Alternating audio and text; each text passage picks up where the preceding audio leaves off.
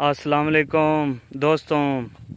आज थान तालिब हुसैन दर्द यानी कि जो गीत नहीं कलियां गुजारे साडे होंदे नहीं उस गीत दी जेड़ी चीज़ बज रही यानी कि तबले दी ओ थान ढोल सुनावांगे ते गौर नाल सुनिया।